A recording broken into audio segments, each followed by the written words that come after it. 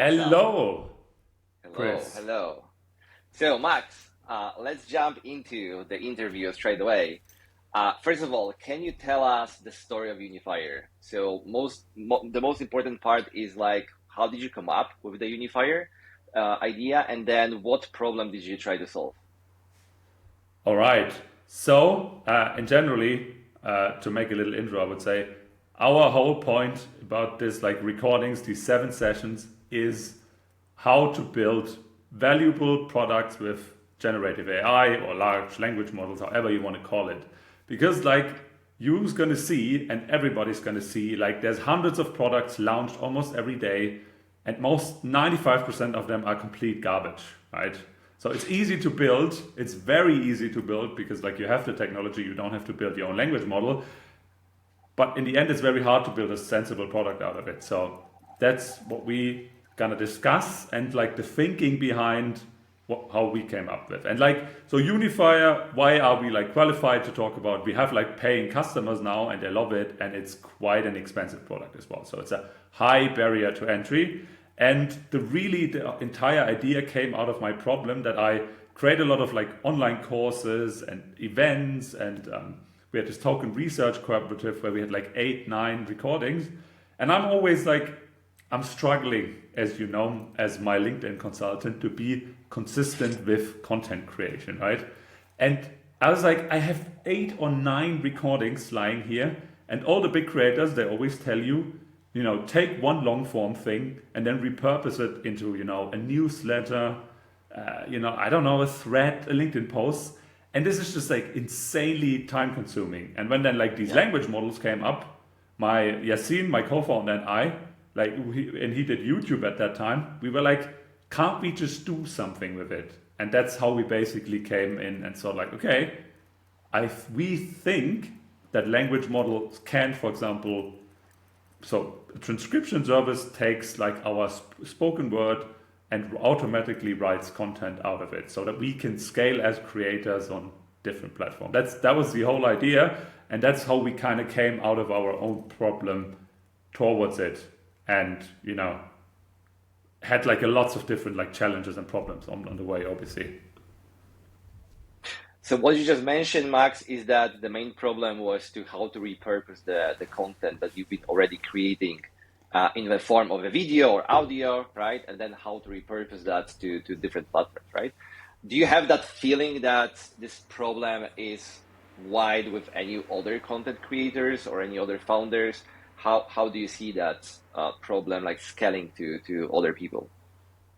Yeah, so I mean, generally anyone that really creates like webinars, educational content really has that problem. And at the moment, like the only option we have with all the other AI tools is really you can just create a bunch of like generic content on like Jasper or something. You can create a lot of articles.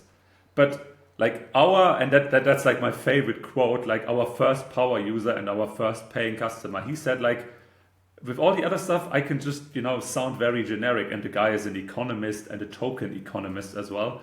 And he has like very deep knowledge. He wanted to scale on different platforms. So, freelancers, knowledge creators, educational communities, all of these people have the potential to, take this and create a much bigger, scale on different platforms, basically. Perfect. So what you mentioned is that you had basically discussions with different people. You just align that problems with others, and you just build the service based on the generative AI, right? So tell us a bit more about the frameworks, because I know that you are using different frameworks or evaluating the Gen AI startup ideas, right? So tell us a bit more about that. So one thing I realized was like when I looked at, is there something like this out there? I went into these AI directories, and there's like hundreds of AI tools. And then I was like, okay, I think some of these ideas could be cool. I'm going to try them out. And then I found like, I tried creating slide decks with AI, and that was like very, I don't know, like very, very friction, like full of friction. It took like a lot of time. Like in the end, I was like, I could have created this manually. And then I thought like, and then there also these discussion came up. So like large VCs and startup founders, they're thinking about, okay, like why would like these wrappers for large language models be good businesses? Like, what makes them, like defensible? What creates moats? Could it be brand? Could it be network effects? Could it be embedding? Whatever. And I thought, like, I don't know, like I have the same problem, so I want to make Unifier defensible. Like, how do I go about it? Right? And then I thought, like, what can these language models actually do? So what are like their core functionality that can be used? And I basically came up with like 6 dimensions that they can perform in products. And like if you use these dimensions, combine these dimensions, you're much more likely to come up with a unique value proposition. Because like on the right side, I would say now is a unique value proposition. On the left side would be I just take something that ChatGPT can do and I repackage it in a bit nicer user experience, right? That's like a product nobody needs and that will fade away quite quickly. On the right side is really, something unique.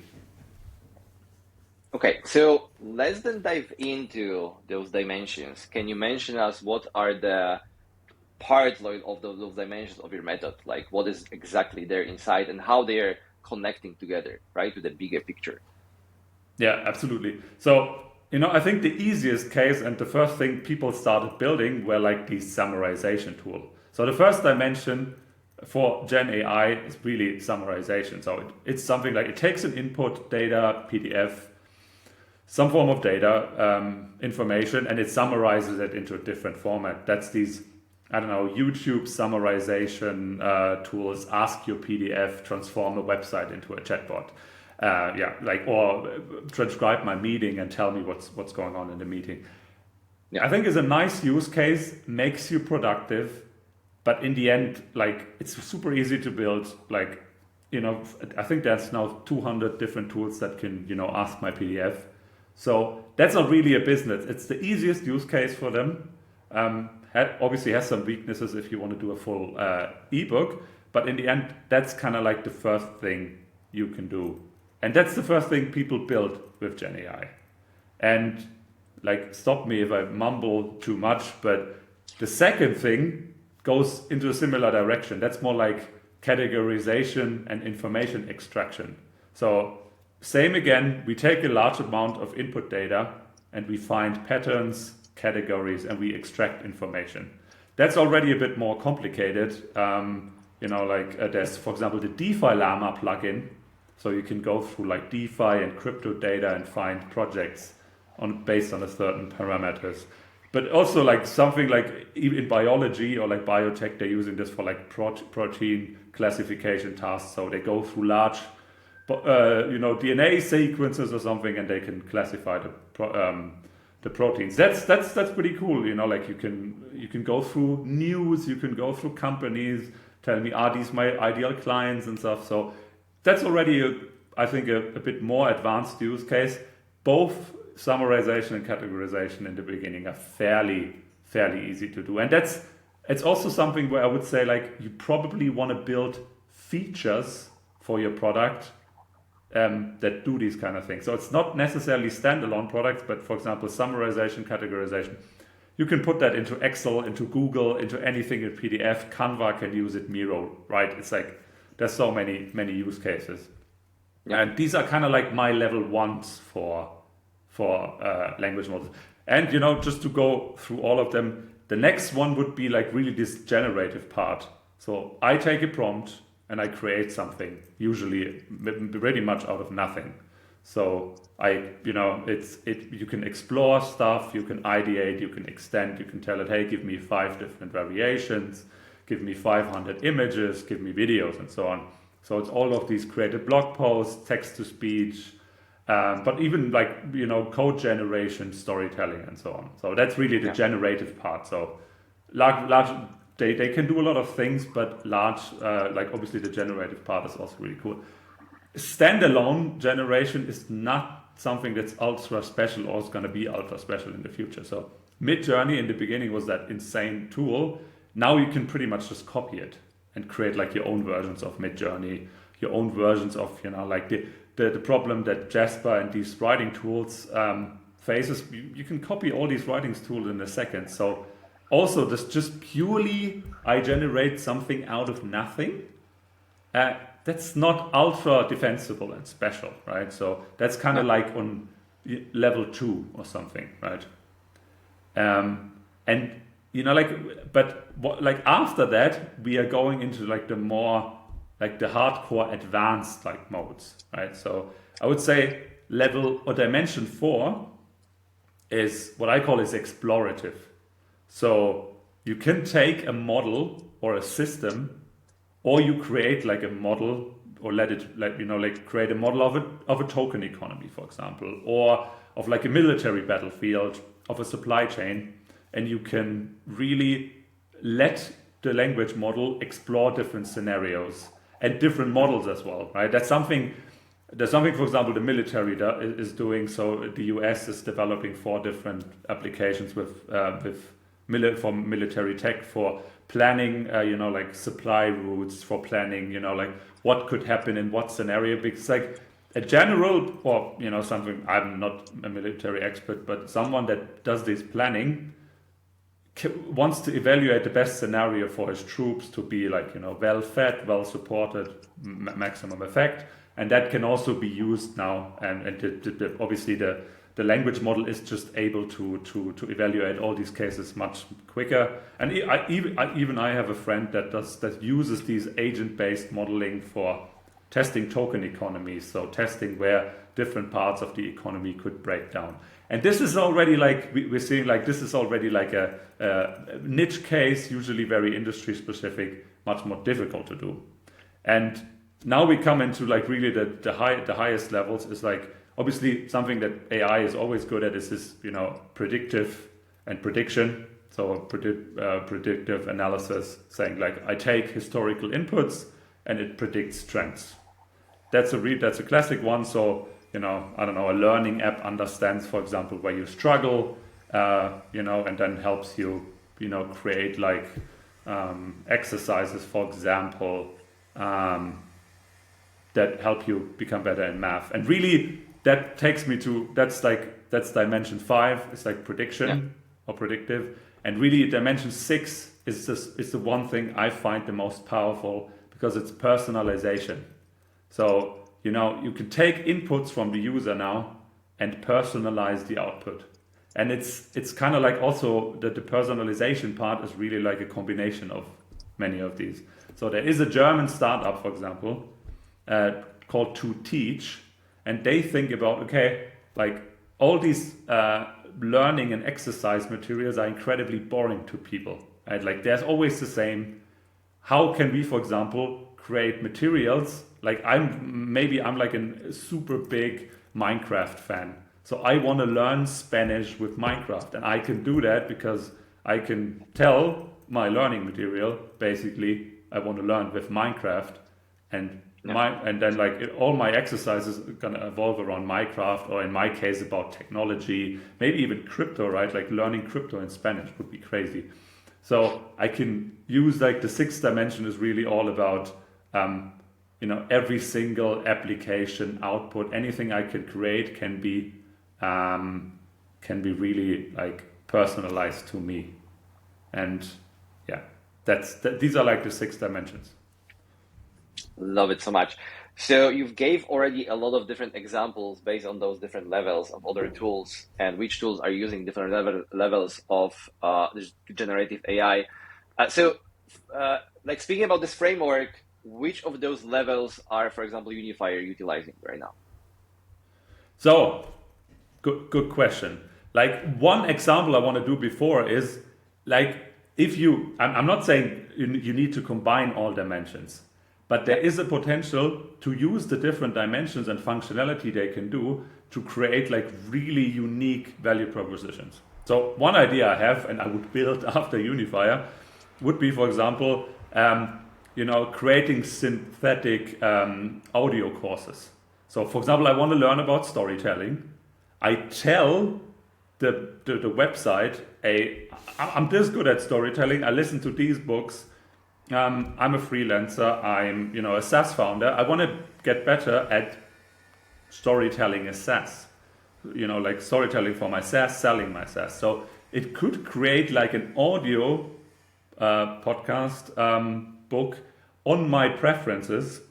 And even, like if I make it really advanced, I could even tell it, okay, this is what I didn't understand, and then it adjusts and it learns, and maybe it gives me exercises. So I could personalize it. The AI could explore different alleys and give me recommendations of what I want to learn next, and I could tell it what to learn next. And then it learns from my, what I liked and what I didn't like, and gives me better predictions in the future. And obviously the whole thing is the AI generates a script which is used by text to speech and then as an audiobook. So you can really see like all these dimensions and like value propositions or like features of language model can be combined to create like really cool things. And then we are like in the range of really creating something unique. And if I have to think about Unifier, for example, it's obviously generative.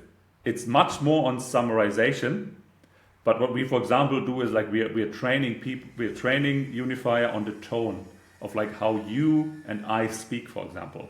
So we personalize it. We don't want to make it sound like a robot. It's one of our big value propositions. It's like you could go to ChatGPT, create an article that sounds like a robot, or you could come to Unifier and repurpose your existing content that sounds exactly like you, for example. And obviously, like there's a lot more things we can do. As once you upload content, we could explore, new blog posts you could write you never thought of. Maybe it combines my generative AI with my Web3 content, for example, right? So there's a bunch of ways we are thinking about how can we make this even more unique and and find. So this also means, with this example of Unifier, it means that more audio video content you upload, the more personalized it will become, right? Because it still continue learning on every single upload, and then it's like just personalized based on what you are basically saying, right? So whenever you are, for example, swearing, it will be used more swearing on your content, right? Exactly. So I kind of swear a lot when it comes to strategy consult and all this corporate bullshit people are talking, so blockchain and supply chains and all this crap. But yeah, it should recognize this and say like, okay, Max is not your clean corporate speech. Like we are at the beginning of this process, but hopefully in the future it's going to tell me, okay, something like this. Or what we also want to do is like we're already creating blog posts that are like 6,000 words or something, right? In the future, maybe it always reuses your existing content and creates like new blog posts you can launch on your blog.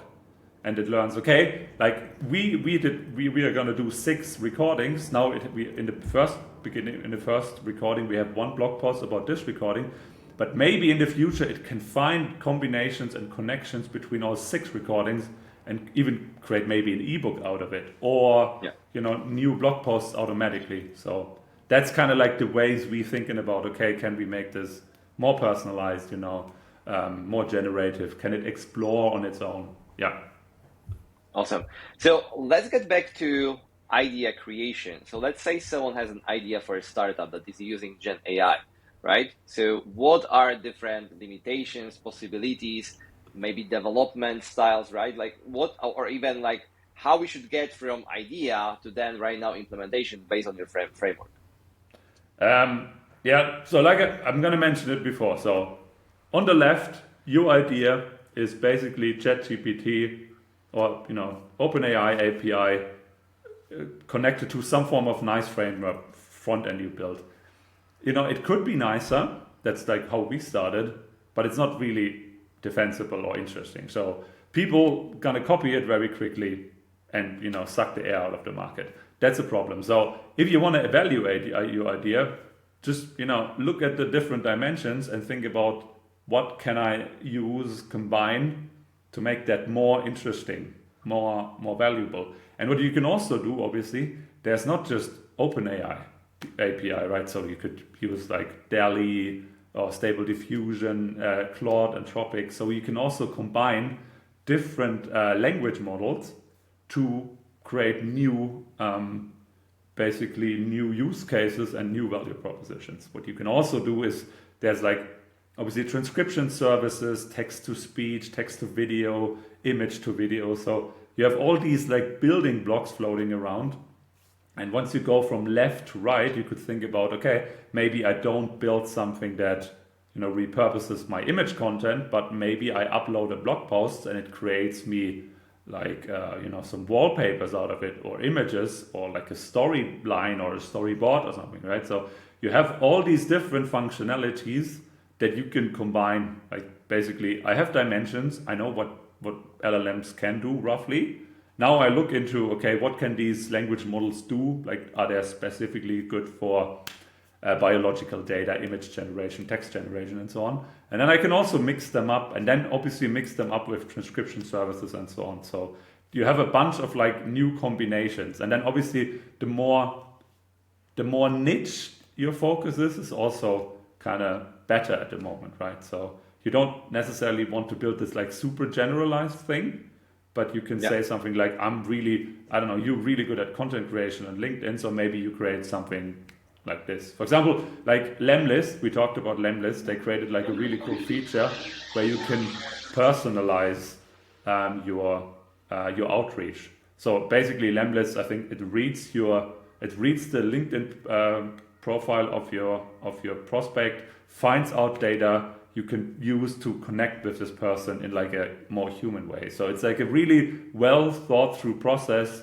that adds a unique value proposition to their product. Yeah. Yeah.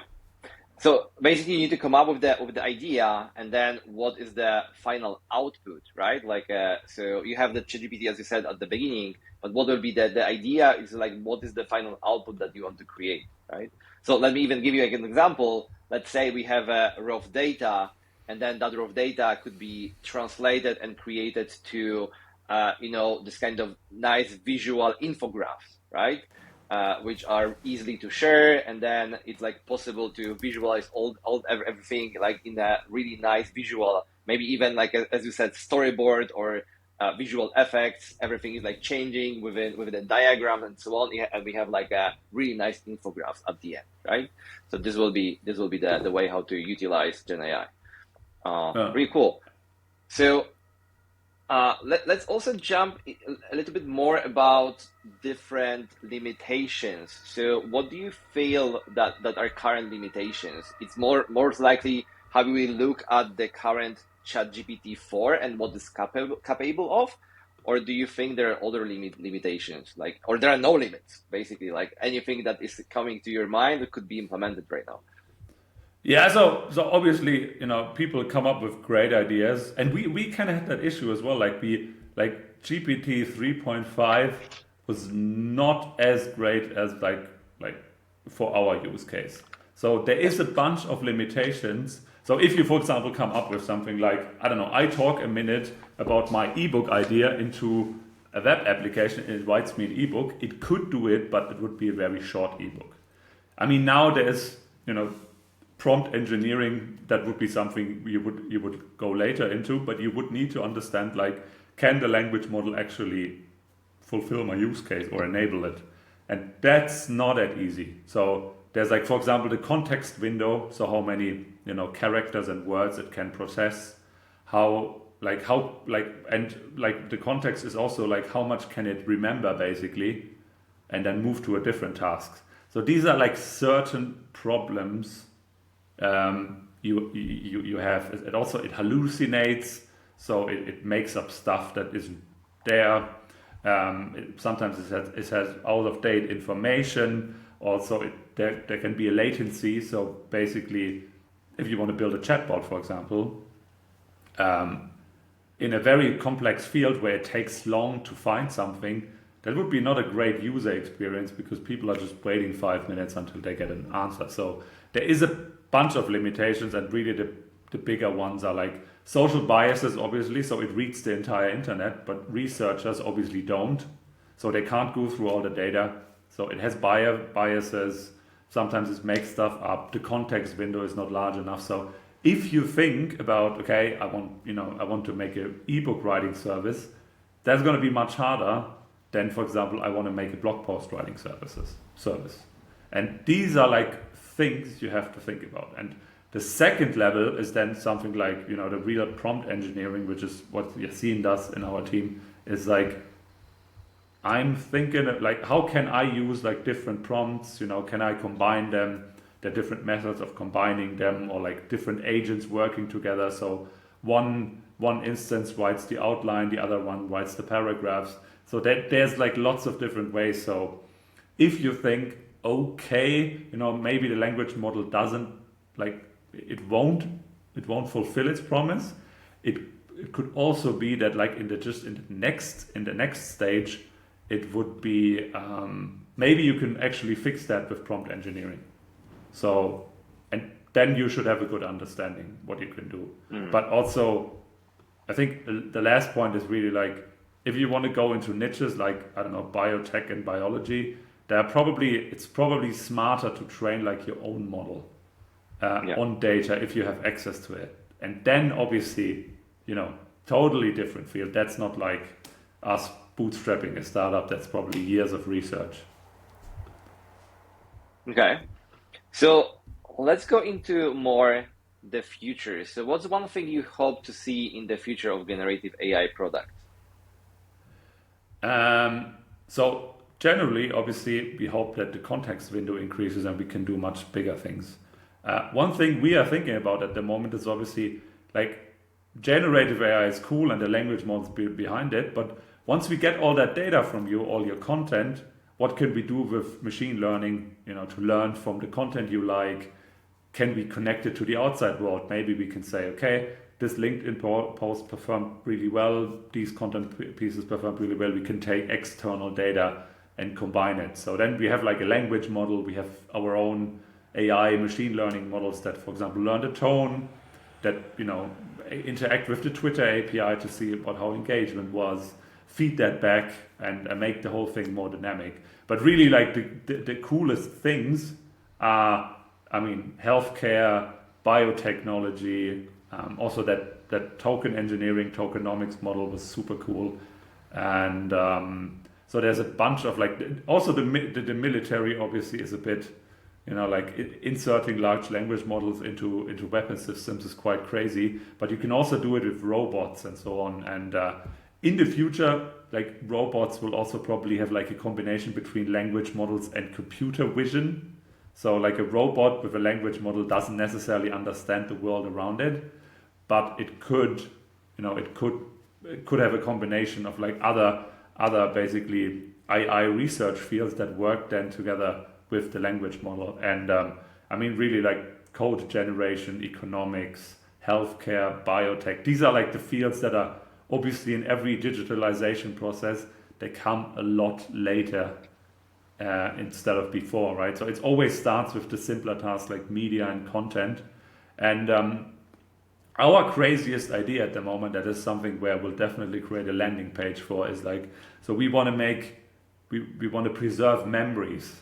So you could, for example, that's one idea I had, and I think it's a bit too early for this, but I travel a lot and I'm quite forgetful. Like, my memory is not the best. So I take a lot of pictures, and what I would love to do is just, talk to an AI, talk to a language model. It records me. I send some images in, maybe do a little timeline, and it creates me like a memory, a story that I can rewatch and then say like, awesome. Because, like, I know, like, I got this problem like 2015. I went to like Vietnam and stuff for like 10 weeks, and lots of these like cool and funny conversations we had, they're just gone. And yeah, something that's what I want to do in the future. Something, like a crazy idea where you just like you kind of preserve your coolest memories and your wildest dreams. That's something, and then that would obviously be image generation, text. Transcription, all of these things combined. Yeah, but yeah, it's not that easy, obviously. With this idea, we're already getting into Black Mirror TV series. Yeah, I mean, it's not ultra unfeasible. So I think you could hack something together, but it would be, I think, in a year or so, it's much more feasible because people worked out all of these things. Like, something that sounds like me, and it takes my images and it understands how I look. Maybe it understands the characters in my Yeah. story, and gives it a bit of background information also. So there's like a bunch of crazy stuff we could imagine in that creative field. So, Max, let's summarize our discussion with some advice. So, what advice would you give to someone trying to innovate with Gen AI and language models? So the easy part, I would say, is like find a problem you actually have, and then start building, because it's the idea is always nice. I can create a slide deck in a click of a button, but it's much harder to really realize, and then really like think about it. What can your product do? So is it just summarization or categorization? Is it more generative, explorative, predictive, personalization? All the dimensions. I would say take the dimensions, think about it. Okay, these are things we can do, and I think we should link that somewhere, like the Figma board, so people can do it themselves. And that really is, I would say, the core idea behind this is to say, like, okay, I have now an idea. Let's think about it. What I can do with it. Like, what new value proposition can I combine and can I creatively figure out? And then look into the language models. Hopefully, you have a developer at hand that works with you, and then find out the limitations and see if you can actually do that with prompt engineering. And I think then you're like good to go. And obviously, the biggest thing is always talking to users. Like, Yeah. that's one thing I did so like wrong in the first years of like building stuff. It's like I thought my genius idea would just build it and they will come, and it's never the case. So like once you have something, MVP, and then out and you iterate. I mean, you saw it, right? You were not impressed by our first version, but I think impressed by the third or fourth. So I would sum it up with like three things, right? So idea, keep building in public, definitely sharing everything with users, and then getting feedback as soon as possible. And then the final one, just iterate, right? All the time, put out the new things, and then like maybe choose even one of those dimensions that you mentioned, and firstly implement one, and then eventually add features on other dimensions, right? No, Yeah, with time. Awesome. Great. That was a great exactly. conversation, Max. Thanks a lot for having that.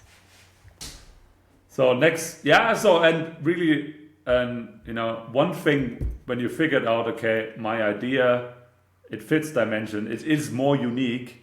Like our next recording's got to be more like about, the product and interaction design, because like one huge issue is like how do I design my product in a way that people can use it and want to use it, because it could be fully automatic, but sometimes this makes no sense, right? So sometimes like you will have the problem of like what is too much, what is the right balance between user input and automating the entire thing. That's an interesting one, and I think I saw a lot of products that made this like very wrong and try to automate everything when like one additional step could change the entire user experience. So really this user experience design in generative AI, so in our next recording, is a lot different than in traditional product development, because sometimes you can't really in web, I don't know, web 2 traditional SaaS, you were just able to to develop the functionality and features the way you want it. Now it's much more of a black box, and output can vary in quality, and so there's a lots of different ways now you need to think about, and that's a new different field for user experience design, product management, and so on. And that's what we're going to talk in the next one. Love it. Perfect. Sweet. Shall we just stop the recording now?